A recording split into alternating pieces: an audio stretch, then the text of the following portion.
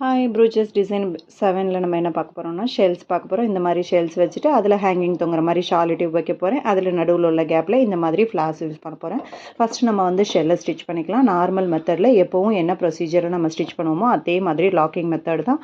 So வெளியிலேருந்து needle எடுத்து உள்ளே இன்சர்ட் பண்ணிக்கிறேன். இன்சர்ட் பண்ணி முடிச்சதுக்கப்புறம் நம்ம என்ன பண்ணிக்கலாம் அப்படின்னு சொன்னால் ஹேங்கிங் மாதிரி ஸ்டிச் பண்ணிக்கலாம். ஹேங்கிங் ஸ்டிச் பண்ணுறதுக்கு நீங்கள் வந்து சாலிட் டியூப் தான் யூஸ் பண்ணணும் அப்படின்னு சொல்லி அவசியம் இல்லை. என்ன மெட்டீரியல் கிடைக்குதோ அதை நீங்கள் யூஸ் பண்ணிக்கலாம். இது மூவ் ஆகாத இருக்கணும் அப்படின்னு சொன்னால் நீங்கள் க்ளூ கூட அப்ளை பண்ணிக்கலாம். ஸோ இது ஸ்டிச் பண்ணிவிட்டேன். அடுத்து இதை ஸ்டிச் பண்ணிவிட்டேன். தென் ஆப்போசிட்டில் அப்படியே இன்னும் ஒரு solid tube. So solid tube ரெண்டுமே நம்ம வி ஷேப்பில் வர மாதிரி ஸ்டிச் பண்ணிக்கலாம். நம்ம ஹேங்கிங்ஸாகவும் நீங்கள் ரெடி பண்ணிக்கலாம், இல்லை இந்த மாதிரி ஸ்டிச் பண்ணுற மாதிரியும் ரெடி பண்ணிக்கலாம். நான் ஸ்டிச் பண்ணுற மாதிரி தான் பண்ணியிருக்கேன். நீங்கள் ஹேங்கிங்ஸ் வேணும் அப்படின்னு சொன்னால் பீடு உள்ளே போகிற மாதிரி நீங்கள் கொடுத்துக்கோங்க.